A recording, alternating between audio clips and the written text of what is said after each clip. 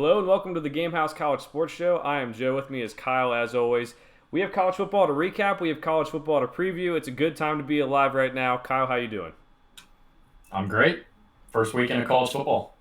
That's right. Week one is just a magical time. There's always a couple big games going on. We're going to talk about some of the bigger ones that are going on this weekend here in a little bit. But I'm definitely more pumped for this weekend than I have been just about any weekend over the last 6, 7 weeks, 8 weeks, whatever you want to call summer. It's always good to have football back. You know, when you're a kid, you like to have summer, so you're out of school. But when you're an adult, it doesn't matter as much. You just want football back. Let's start us off with our Week 0 recap. There weren't too many big games as we kind of described in our college football season preview last week. But one of the bigger ones, the nation was watching Nebraska and Northwestern in Dublin, Ireland. Kyle, this is a weird game where Nebraska had control by 11 points, tried a surprise onside kick that did not work. Fun fact about that, they forced Scott Frost to hire his first special teams coordinator at Nebraska this year, and I guess he tried to test that out, and it didn't work, and it backfired. And Northwestern, as they constantly do under Pat Fitzgerald, just took advantage of other teams' mistakes, and were able to come back and win the game 31-28. Very exciting game that featured not just good football, but also free beer. The internet went down in the stadium, and they gave free beer out to all the fans there. But I think a pretty good game to open up the college football season. Yes, Austin Peay and Western Kentucky played a little bit before that, but mostly people were watching this one, and the quarterbacks played well. Just a couple key mistakes, a couple coaching decisions that were not the greatest, and Northwestern came out on top by 3. Yeah, this was a much better game than last year. I believe that was Nebraska and Illinois. That was pretty miserable. And what did I tell you last week, Joe? I told you the Northwestern Wildcats were going to win. You never should have doubted me. I knew they were going to win. But no, I mean, like, it kind of went a little bit like I expected. And, you know, I had a lot of arguments with people. Because, like, I got some people that they think that Pat Fitzgerald's slipping off. You know, he had 2, 3 win seasons, or I can't remember what the one 2 years ago was. But, like, you know, he's had some bad seasons in between Big Ten championship seasons. And, they think he's losing his touch. I thought he coached that game to perfection. And the commentators did a really great job of basically explaining exactly what I was thinking. He out-coached Scott Frost. He basically put Scott Frost in a corner and said, coach your way out of this. And I think he did that knowing Scott Frost couldn't do it, and it worked perfectly. He ran the ball. He insisted on the conservative play call offensively, and he forced Nebraska to win the game the Nebraska way instead of making mistakes and offering them a chance to win, and it worked to perfection. Northwestern beat out the clock. Nebraska couldn't do anything with it, and the defense ended up showing up big. I mentioned last week Ryan Linsky. I thought that would be a big change. Northwestern hasn't had a quarterback since like 2018. They did have the Indiana transfer Ramsey the year they won in 2020, and he definitely moved the needle. But I think Kalinsky offers a little more than Peyton Ramsey. I think he offers a little more maybe even than Clayton Thorson. I think Northwestern, it's a tough schedule. I'm not saying they're going to have a big year or anything, but I do see them being bowl eligible by the end of the year. And this was a big step in that direction. Yeah, we talked about it last week. You don't usually think Week 0 games have big implications, but at the end of the year, Northwestern might be bowling because of it. And Scott Frost, as we talked about last week, that hot seat cannot get any hotter. As you mentioned, Kyle, I don't know if 6 wins saves him. I know he has to go to a bowl game at the very, very least to keep his job. But, I mean, it's not looking good. And, I do want to point out, too, that I think this is, like, a really bad situation for Nebraska and Northwestern that they played in Week 0, too. Because not just, like, Nebraska fans are complaining about it, but the whole country got to see Scott Frost blow this game, got to see Nebraska do what Nebraska does. And I do want to give both of us some credit, you more so because you picked Northwestern. But we were both kind of talking like these are 2, 3, and 9 teams from last year. Kirk Herbstreit's picking them to win, Nebraska to win the Big Ten West. There's no evidence to support that. There's evidence to support that both these teams go to a bowl game, maybe. It's a couple of points here or there from last year. Maybe these teams go bowling, but like there was no evidence to support that. And I really don't think some of the national media, as we'll get into later here with some of other people's college football playoff picks, like they really hype up Nebraska. I think it's just because they want Nebraska to be good again. I really think that's what it is. I think it's just it's not recency bias, obviously, but like it's just kind of like somewhat of a blue blood bias because it's like they got the LSU transfer, they got the two Texas transfers. I think they have an Alabama transfer somewhere. They've got it feels like anyway they've got the pieces, and it's like it never ends up working out the way they want. I mean, they just lost to Northwestern. We watched that game. I wasn't very impressed with Northwestern, if I'm being totally honest. Um, Not a lot going on offensively. Obviously, Ryan Walensky was great. The running back, I can't remember his name for the life of me. He had a great year last year, and he showed up again in this game, and they have a split running back situation. I think that could work in the long run, but it just feels like Northwestern's ceiling, even after that win, is only looking at like 7 wins, maybe 8. That's a bad loss for Nebraska, I guess is what I'm getting at. Yeah, very very bad loss, and especially just because it was so preventable too. But I mean, they're going to go into Scott Frost's coaching decisions all the way the rest of the year now, and they got to pull off some big wins if they want to go to bowl games, and I'm not sure they're capable of that anymore. All right, so the other game from week 0 we're going to recap because, yes, like Illinois, Florida State, North Carolina won. Yes, it was cool that Drake May got off to a good start for UNC. That's something we're going to go over in the next couple weeks. It's not worth recapping. But the next game is going to be Vanderbilt-Hawaii. We had mentioned, Kyle, that Hawaii was not the same as past years, that the home island advantage was not going to be there the way past years it was. They had very few impact players returning after Todd Graham. But I'm not sure we expected Vanderbilt to win by this much. And I really don't think it says a whole ton about Vanderbilt, but more so about Hawaii. But still, seeing Vanderbilt execute like that is something we haven't seen in a couple of years. No, I agree. I 100% expected Vanderbilt to cover. I did not expect them to win by like 50. I'm not surprised, though, in the same sentence. Like, Hawaii really, we talked about this. They lost like half the team last year. And obviously, there's a lot of holes. It's a new coaching staff. It's a new stadium. It makes a lot of sense that Vanderbilt did what they did. I think it speaks more on Hawaii's situation than it does on Vanderbilt. Yes, Vanderbilt looks a little better. They definitely have some more speed, which is good. You're going to need that in the SEC. But I didn't like, and I think his name's Wright, the quarterback. I might be drawing a blank here. He very good legs. Don't get me wrong. I thought that his arm was very subpar. And you can't just win with a running quarterback in the SEC. So there's a lot of people that are jumping the gun here, acting like Vanderbilt's going to be finishing like 5th, maybe even 4th in the SEC East. I still have them at best 6th. I think maybe they could be better than Missouri. But I think Vanderbilt's ceiling, honestly, is like 4-8, maybe 5-7. A lot of people got real big on Vanderbilt after that game. I don't think that you should put that many eggs in that basket. It's Hawaii. It's a game. Anybody can beat Hawaii this year, honestly. With you on that one. With you as well on Mike Wright. Like, the arm wasn't great. He should have been able to dice up this Hawaii defense a little bit better with his arm. He did not do that. The added ability to run maybe keeps defenses on their toes, has defenses have to keep more guys in the box. But at the end of the day, he's got to do it with his arm in the SEC. Can they get to a bowl game and get 6 wins? I mean, maybe, but that's always tough. That's especially if they're only going to really be favored against maybe Missouri. I don't even know where they play this year, but maybe Missouri. That's tough.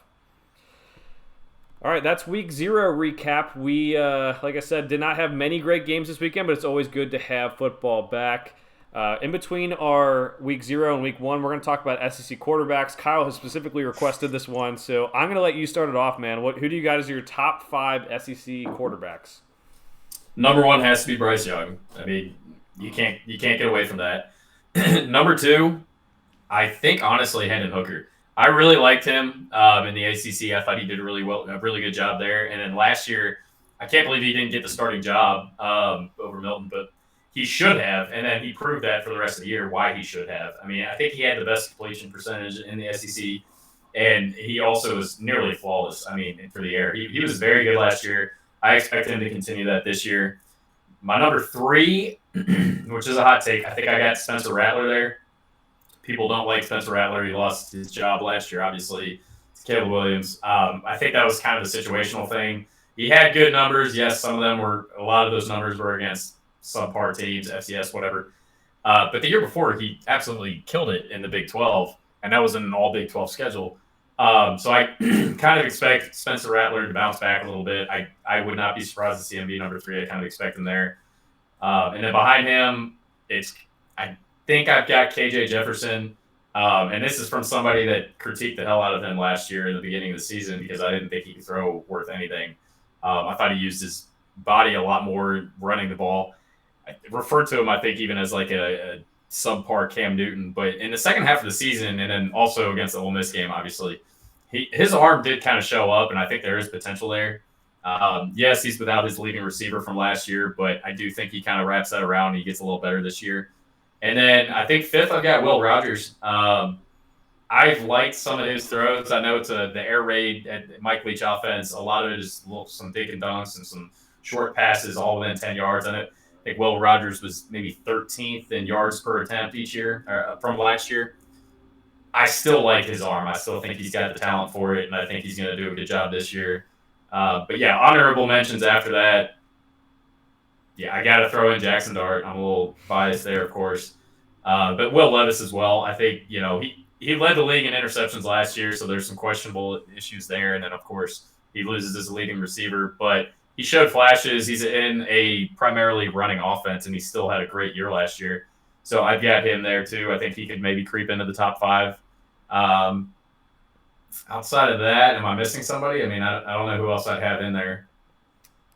I'll mention a couple guys that I think you didn't in some of the tiers we do, but like there's Haynes King, but like he hasn't played yet, so I don't want to put him in there. Let's just say there's some guys that some people are really high on that I am very not high on that I'm going to love talking about here in a second. Let's hear it. All right, so number one, Bryce Young. You can't have any other quarterback ranked there unless you're just crazy. Did it pretty well last year, won the Heisman. He's one of the favorites to win it this year. I am interested to see how he does with a bunch of new receivers. I think he's going to do just fine, but it is going to maybe take some breaking in. I have KJ Jefferson number 2. I think protecting the football is huge for me. He only threw 4 interceptions last year. He also does it with his legs with over 660 rushing yards. I think that's a really big factor, especially in the college game. If you have a guy who can run like that and at 240 pounds, you better be ready to tackle that guy.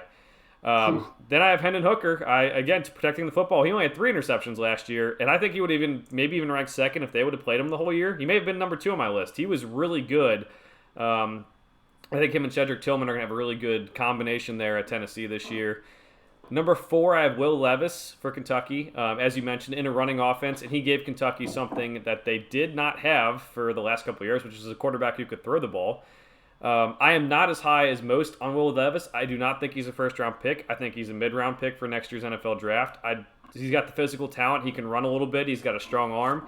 He's got to work on his accuracy and not locking into one receiver like he did with Wan'Dale Robinson last year. But I think there's a slight drop-off after the top 3, and I think he might be the top of the next group. And then I have number 5, I have Spencer Rattler. Like you said, the 2020 season was phenomenal for him. This was a guy we were talking about, Heisman favorite, number 1 overall draft pick, possibly. A lot of big things going on for him. Last year, I think he struggled, but I also think it was partially because I don't think Lincoln Riley handled the quarterback situation the best way. In a certain fashion, yes, you have to do everything you can to win games, but the whole constant having a Caleb Williams look over his shoulder is not good for him. He didn't play that awful, and I think really what hurt the offense, what hurt Lincoln Riley's offense, was the fact that they couldn't run the football. And that's something that Caleb Williams could do, so it played to more his strengths. But because they couldn't run the football, a lot of their passing concepts weren't open, and I think Spencer Rattler struggled with that. If South Carolina can run the ball this year and give him some help with that regard, he could be one of these guys who comes back out of nowhere and plays really well. Honorable mentions for me, I did have Will Rogers and Jackson Dart right out of the top 5. Will Rogers obviously is going to put up numbers. I don't think he has the greatest arm, but I do think he gets the job done. Which one did you have higher? Just Will Rogers. Wow. Didn't you? Okay. Didn't you have Will Rogers ranked higher too? I thought you did. Yeah. I'm trying to not be biased, but you could, come on. I think the big thing for me is just seeing Jackson Dart go out there, play a full season with Lane Kiffin, and by the end of the season, I would say Jackson Dart will be ranked higher than. I will say he has not had a good offseason. Yeah. Yeah. So I think Will Rogers ahead of him is correct. At least right now. Maybe by the end, maybe that changes. The next guy, I'll say, Stetson Bennett, had a better year than people give him credit for. I still do not like the fact that, he is the quarterback on a team that is, we both picked for the playoff. I don't like that, but if you look at the stats, he did better than you would think. I do think he's, I have him at like 8th in the SEC. That's kind of alarming for a team like Georgia that's supposed to get all these good guys. Yeah. And then the ninth guy, or even actually, I think I rated him lower. I moved it around, but like the other guy I want to talk about, everyone loves this guy, Kyle, and I can't stand it because it's all projection. Anthony Richardson for Florida. I didn't bring him up for a reason. Yeah. He had an awful season in 2021. He's got a strong arm and he's athletic, but he threw 6 touchdowns, 5 interceptions. I'm interested to see that I think he is one of the most interesting players to watch this upcoming weekend against Utah. It's a tough game. He doesn't have Emory Jones looking over his shoulder or vice versa, however you want to put it. It's his game, and I don't know. I'm not a fan. I think I see him in mock drafts, and I'm like, you do not see that on tape at all last year. No. The difference between him and DJ Uiagalelei last year is pretty much nothing. They both are big arm quarterbacks who have some athleticism, and they didn't play well last year. It's funny you bring that up because that's exactly who I was going to compare him to, is Uiagalelei, and like he was all the hype last year and everything, and then he dropped off. I don't know why we've all decided to re-ante up with Anthony Richardson. I don't understand that at all. There's no new targets. There's no, yes, it's a new coaching staff, and maybe that'll help out. Maybe it'll be a new scheme, and he can do better with that. But Dan Mullen's traditionally done well with quarterbacks. I mean, look what he did with Mississippi State. He had Dak Prescott, Nick Fitzgerald. He did well there. And the fact that he didn't do well with AR, I'm not convinced that he's all he's hyped up to be. But we'll find out, one way or the other. Yeah, I'm Week 1 will tell us a lot. It will. I'm certain all these mock drafters and all these, they love Anthony Richardson because of that arm and because he does backflips before he goes on the field, but it does not show up on tape. There's nothing on tape that says he's that good of a quarterback yet, and maybe he turns into that, but for right now, if you're ranking SEC quarterbacks and Anthony Richardson's in your top 4 or 5, you're crazy. Yes. All right, well, we had more agreement on that than I thought. Just a couple of little differences there, but I'm glad we agree on Anthony Richardson. It's not Will Levis, that's it. Yeah, well, Will Levis. I'm with you, though. I don't really think he's kind of like Anthony Richardson. I don't think we've seen everything we need to see out of Will Levis to think that he's good, but he did play much better than Anthony Richardson, so there's that. I got 3 reasons I don't believe in him. He didn't beat out Sean Clifford. He doesn't have his receiving core. He doesn't have any targets like he did last year. Mm-hmm. You might know better than this. I mean, you follow Kentucky a little more, but who's replacing Wan'Dale Robinson? Tavian Robinson from Virginia Tech, but we'll see how that goes. Dane Key as well. They're okay at wide receiver. They're not great like they were last year. There's potential. Yeah. And then 3, he led the league in interceptions last year from a rushing offense. Yep. I don't like that either. You didn't mention that he eats crazy stuff I'm not gonna. What he does in his free time is all up to him. That's fine. Yeah.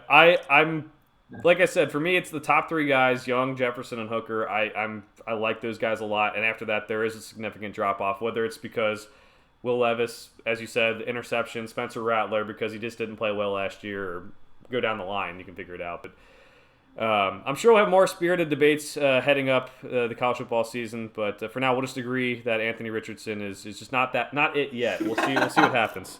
He's not that guy. Not that guy yet. Let's go to our Week 1 picks, Kyle. We have 6 games picked out that we were going to pick this week because college football, sometimes the schedule's a little bit dull. You don't want to pick games that are not very good, so let's go with the game on Friday, Thursday tomorrow. This will be today when people listen to it. West Virginia at Pitt. Now this game, it's Pitt's favored by 7.5 points, and Keaton Slovis goes up and says some choice words about West Virginia at a pep rally that's going viral now. I'm so glad the backyard brawl's back now.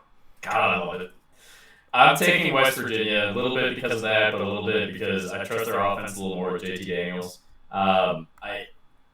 This was also a rivalry. People, I think, forget this. This was a Big East rivalry. They haven't played in, you might know off the top of your head, but they haven't played in, 10 years?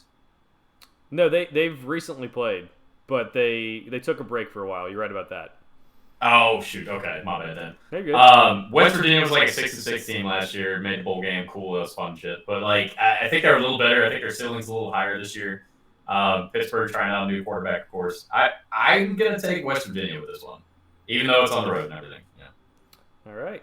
I'm going Pitt to win this game, but I'm going West Virginia to cover if you're a gambling person out there. 7.5 points is just a lot for a rivalry game with 2 teams that I think are very, I would say, similar talent level. I think the difference here for me is that I think Pittsburgh's defensive line has a couple guys, Kalijah Cansey, And I'm going to try to say this guy's name. I think it's Habakkuk Baldonado, and he's very good too.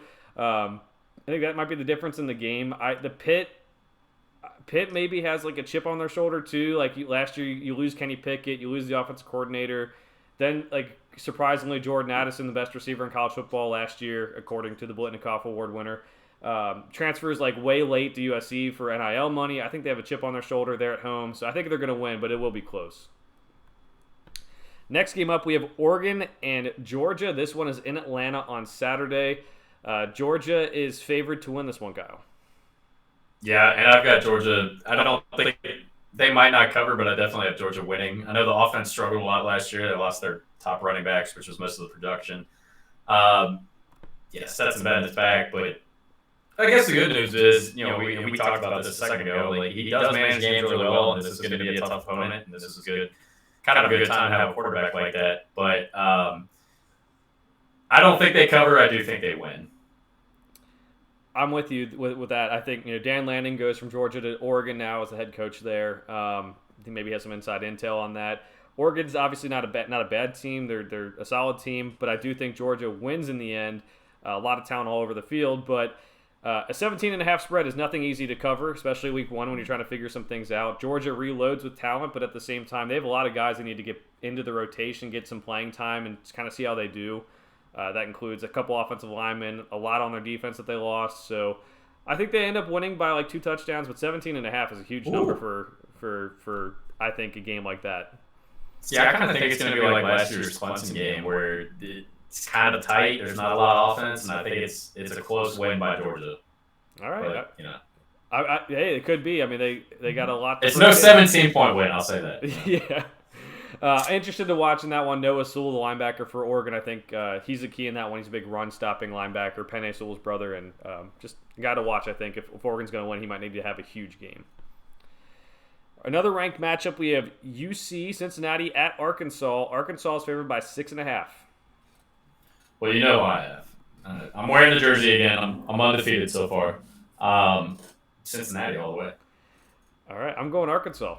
This is I know you are, because you had them in your top 10. Yes. Jefferson is awesome. I love him. The offensive line's great. Sam Pittman's a great coach. Do have to replace Treylon Burks. That is an issue, and I do think they need to do that. But they hit the transfer market hard to get defensive players. They have a couple good defensive players on each level of the defense now. I think UC last year, this would be like an all-time game, probably down to the wire. But this year, replacing a lot, including the quarterback, the running back, their 2 best corners. I mean, linebackers, everything. They've lost just a bunch, and I think Luke Fickell is going to be a guy who keeps this game close for Cincinnati for 2-3 quarters, and I think Arkansas pulls away and does cover that 6.5-point spread. So I hear you on that. They did lose a lot, and that's what I've heard from everybody. But the bottom line is these were all a bunch of guys that were not recruited by other schools. These were a bunch of 3 stars, kind of nobodies, honestly, that got sent to the NFL because Luke Fickell developed them. So I have full belief that he's developing the guys behind him for sure. But also, that's speculation. The Cincinnati defensive line did not get weaker; it got stronger. And I think, and the linebackers actually also kind of got stronger. I think it's going to come down to KJ Jefferson if he can throw his arm's going to be tested. I think in this game because of the Cincinnati secondary. That's fair. They did lose a lot of guys. Arkansas can test that secondary, and I think if they can win that, they can definitely win this game. The Cincinnati offense, I think, got better mostly. Yes, you lose Desmond Ridder, but again, that was kind of a nobody as well. He had way less experience, way less offers than the quarterbacks that Cincinnati's about to play this weekend. So I think offensively, I think they could be better. They're going to have the best offensive line in the AAC. I think it's going to be interesting, but I think, honestly, like I said, I think it comes down to KJ Jefferson's ability to throw the ball. There we go. Well, I think that's a good way to put it, too, because he is the X factor this year for Arkansas. If he takes the jump that I believe Arkansas is going to be that top 10 team, if he doesn't, then he's probably going to be, 7-5, whatever it might be. 7-5 sounds great. Thank you. Oh, boy. I know. I had to get you going there. All right, one of the more interesting games of the weekend for me personally, just because it's kind of a weird non-conference matchup, Utah and Florida. Utah travels to Florida. Florida's obviously a little bit down. They just had to hire Billy Napier, and their fans freaked out this offseason because of recruiting. It seems like they've settled down a little bit now. But Utah coming off of that Rose Bowl appearance against Ohio State and just a great game. There was no defense, but a great game nonetheless. Travels to Florida, and we talked about it last week, Kyle. This is a team that might be looking to crash the CFP party if they can win the Pac-12. So this is a huge game for them. I have Utah, but I think it's going to be very close, and if Florida wins, I wouldn't be surprised. I think it being early in the season doesn't help. It's going to be very, very hot, very, very humid. They're not used to that out there in Utah. I think that plays to Florida's favor.